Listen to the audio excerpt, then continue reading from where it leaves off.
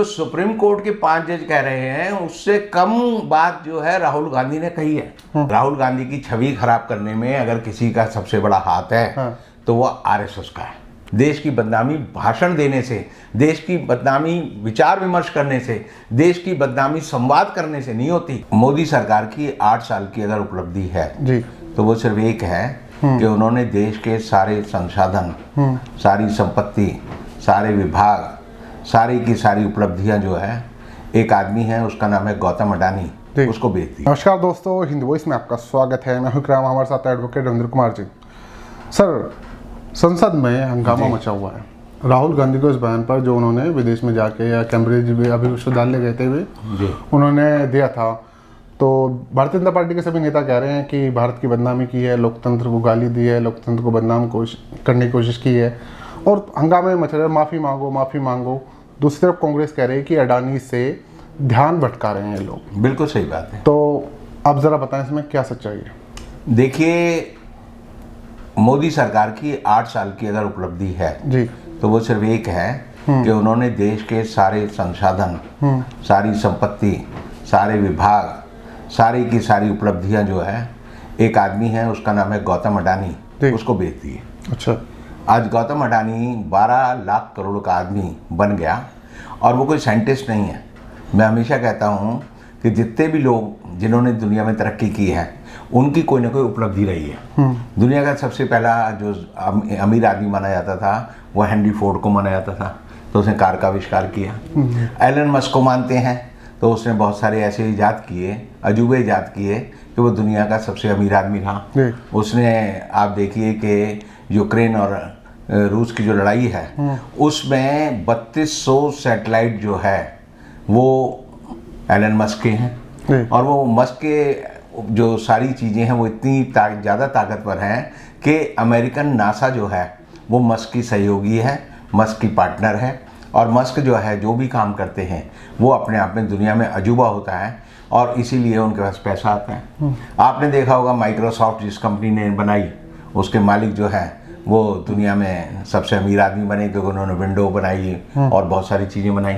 जिस Steve job ने Apple company की स्थापना की और एप्पल दुनिया की सबसे बड़ी कंपनी है। आज भी एप्पल के पूरी दुनिया में 3 ट्रिलियन रुपए के जो फ़ोन है वो बिकते हैं। यानी एप्पल का फ़ोन दुनिया का सबसे सिरमौर फ़ोन बना हुआ है 2004 से और इसीलिए जिस आदमी के हाथ में एप्पल 14 प्लस होगा तो वो समझता है कि मेरे पास कुछ उपलब्धि है। अब अगर हम उसके मुकाबले गौतम अडानी को देखें या अनिल अंबानी को देखें या मुकेश अंबानी को देखें या वेदांता के अशोक अग्रवाल को देखें तो इन्होंने किसी चीज़ की कोई उपलब्धि अपने आप नहीं बनाई है। इन्होंने बैंकों से लोन लिया, अब बैंकों ने बड़ी उदारता से इन्हें लोन दिया, बैंकों का लोन खा गए।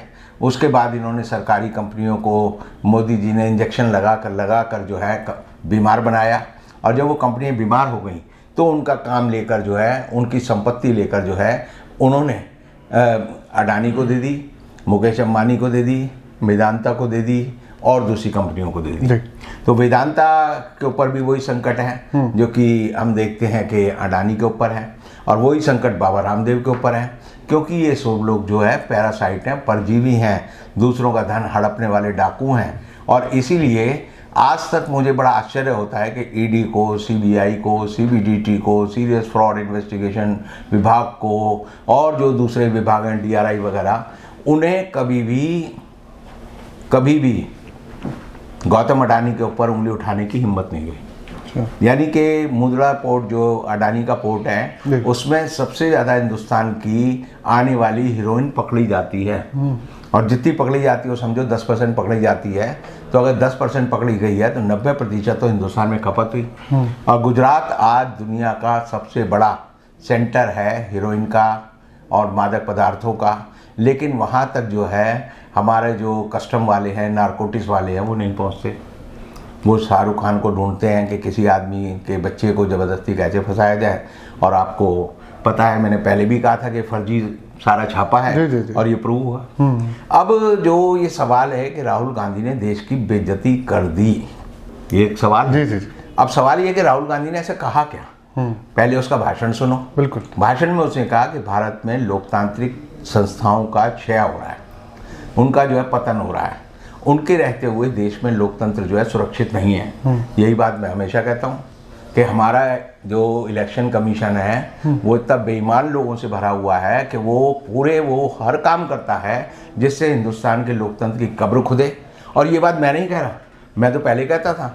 अब तो हिंदुस्तान की सुप्रीम कोर्ट के 5 न्यायाधीशों ने कहा है कि जो चुनाव आयोग है उसने चुनाव की सारी मर्यादाओं को तार तार कर दिया है। वो बिकी हुई संस्था है, वो लोकतंत्र की कब्र खोद रही है और उसके सारे कृत्य जो हैं वो ऐसे हैं जो शर्मनाक है। अब अगर राहुल गांधी ने यही बात कह दी और वो अगर उद्धृत कर देते कि भाई जो सुप्रीम कोर्ट के जज हैं के.एम. जोसेफ, उन्होंने ऐसा कहा है, तो हो सकता है कि पूरे के पूरे भारतीय जनता पार्टी और आरएसएस के लोग कहते कि के.एम. जोसेफ के ऊपर जो है मानहानि का मुकदमा चलना चाहिए, देशद्रोह का मुकदमा चलना चाहिए, इन्होंने देश की बड़ी बदनामी कर दी।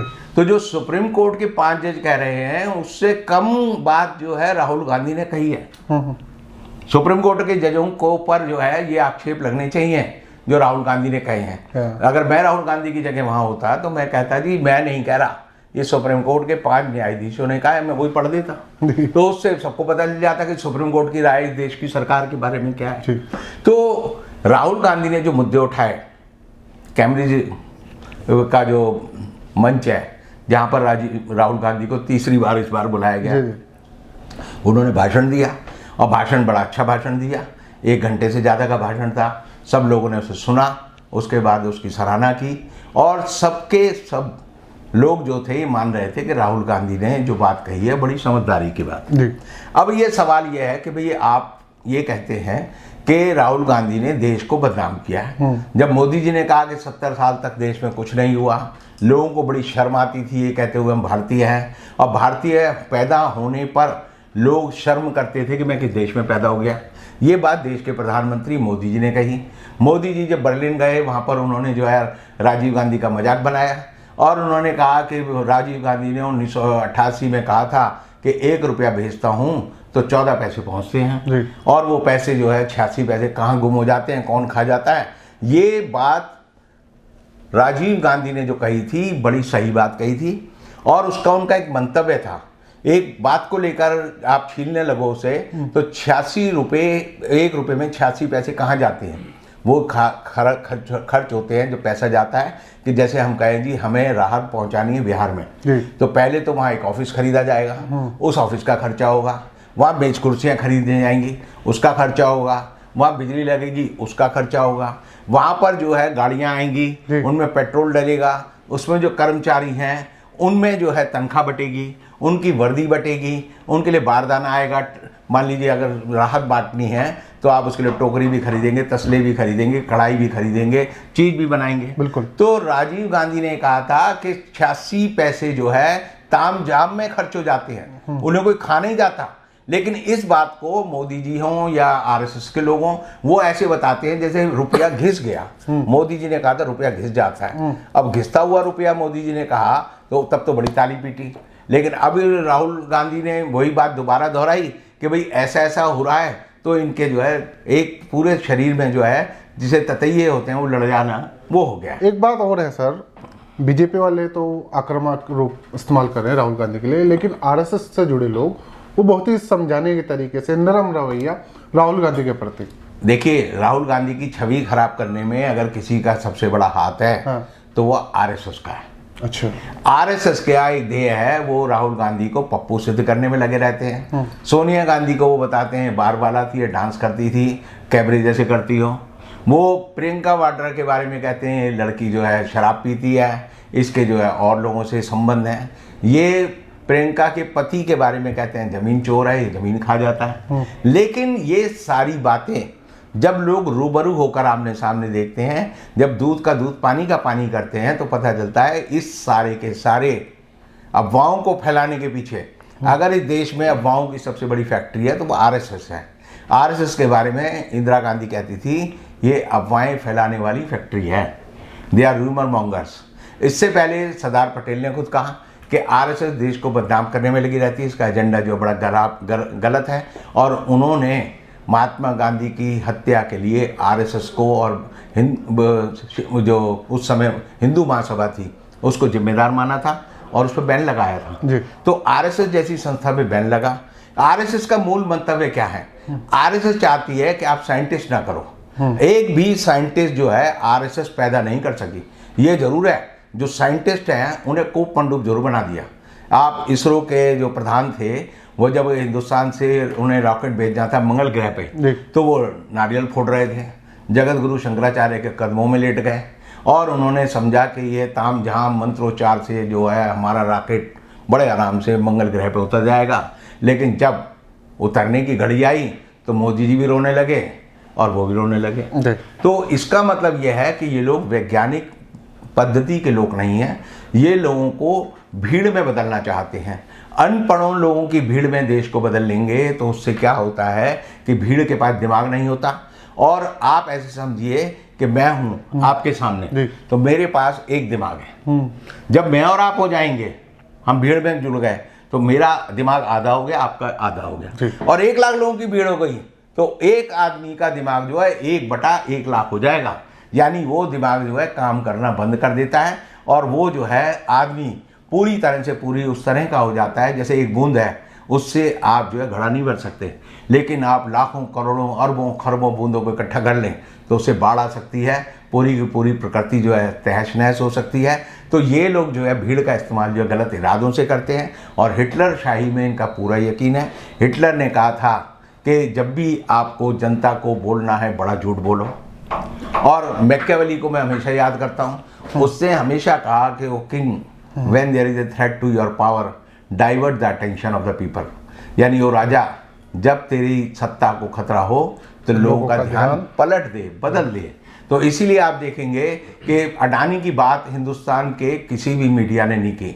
हिंदुस्तान में 200 चैनल हैं जो खबरिया चैनल कहते हैं, उनमें से 199 चैनल जो है अडानी के हैं। ये जो आप पढ़ते हैं ना, आज तक, फिर देखते हैं टाइम्स नाउ, फिर देखते हैं रिपब्लिक भारत, ये फिर एनडीटीवी, ये सब अडानी का चैनल नंबर 1, अडानी का चैनल नंबर 2, अडानी का चैनल नंबर 3, अडानी का चैनल नंबर 4 है। सुबह 11 बजे मीटिंग होती है और उस समय टाइम्स नाउ की जो एंकर हैं वो जो है तय करती हैं एजेंडा कि आज के चैनलों पे क्या बात पे चर्चा होगी। फिर वो तय करते हैं कि दीपिका पादुकोण ने एक भगवा रंग की चड्डी पहन के एक नंगा डांस किया है, उस पे चर्चा करेंगे। रंग पे चर्चा करेंगे, चड्डी पे नहीं करेंगे। नहीं, नारंगी रंग है तो वो जोड़ तोड़ के नारंगी से भावनाएं जुड़ गई जी। अब मैं देखता हूँ कि मैंने पिछली बार भी कहा था, इस बार भी कह रहा हूँ कि हमारे लक्ष्मी नगर में एक आदमी है, वो चड्डियाँ बेचता है, कच्छे बेचता है आदमियों के।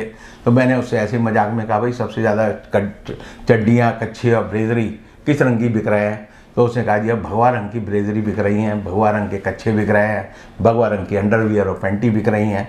तो एक रंग जो है लोगों ने पहनना शुरू कर दिया, ये जाने कि वो उस रंग की मर्यादा को ख़राब कर रहे हैं। आने वाले समय में हो सकता है तिरंगे रंग के चड्डे पहनने लगे, तिरंगे रंग की जो है लोग ब्लेजरी पहनने लगे, क्योंकि जो भीड़ है वो कभी भी दिमाग का इस्तेमाल ढंग से नहीं करती। और यही वजह है कि राहुल गांधी बार बार जिन चीज़ों पर चोट करते हैं वो चोटें वो हैं जो कि लोकतंत्र की मर्यादा पर, लोकतंत्र के खतरों पर बात करते हैं और ये नहीं चाहते लोकतंत्र पे खतरे की बात कभी भी की जाए। और इसीलिए कहते हैं कि राहुल गांधी ने देश की बदनामी की है। देश की बदनामी जब होती है जब मंत्री जो है विदेश में किसी लड़की को छेड़ते हुए पकड़ा जाता है। देश की बदनामी जब होती है जब वो बलात्कार में पकड़ा जाता है। देश की बदनामी भाषण देने से, देश की बदनामी विचार विमर्श करने से, देश की बदनामी संवाद करने से नहीं होती। और संवाद में भी अगर आप सच बोलते हैं तो सुप्रीम कोर्ट का और इस देश में कानून का एक मतलब है कि कंटेम्प्ट जब होती है जब आप झूठ बोलते हैं। कंटेम्प्ट ऑफ कोर्ट का पहला आधार, पहला आपका बचाव यही है कि truth is never a contempt. अगर आप किसी आदमी के बारे में सच बोलते हैं, मैं कहूँ कि हमारे देश के जो प्रधान न्यायाधीश हैं उनकी 2 आँखें हैं, एक मुंह है, एक नाक है, तो ये कंटेम्प्ट नहीं है। आप चाहे किसी भी तरीके से लें तो सच जो है वो कंटेम्प्ट नहीं होता। राहुल गांधी ने सच बोला है और ये सरकार सच से डरती है और इसीलिए सरकार जो है राहुल गांधी पे इस तरह के आरोप लगाते हैं कि राहुल गांधी ने देश की बदनामी की। मैं कहता हूँ राहुल गांधी ने अगर देश की बदनामी की तो आप भी अपने 4 लोग भेजें कैम्ब्रिज यूनिवर्सिटी में, तो वहाँ पर आप बात कर सकते जी। हैं, लेकिन आपके पास वैसे लोग नहीं हैं। वैसे लोगों का ना होना आपकी बताता है कि दिमागी दिवालीपन है, और इसीलिए ये लोग जो है भड़बड़ करके जो है एक हल्ला मचाते हैं, कभी तथ्यों की बात नहीं करते। बहुत बहुत शुक्रिया रविंद्र जी। किसी और एपिसोड में आपसे मुलाकात होगी। जनता पे छोड़ देते हैं उनके विचार, आप लोग नीचे कमेंट कर सकते हैं, वीडियो को ज़्यादा से ज़्यादा शेयर कर सकते हैं। किसी और एपिसोड में सर से मुलाकात होगी, तब तक के लिए दीजिए इजाज़त।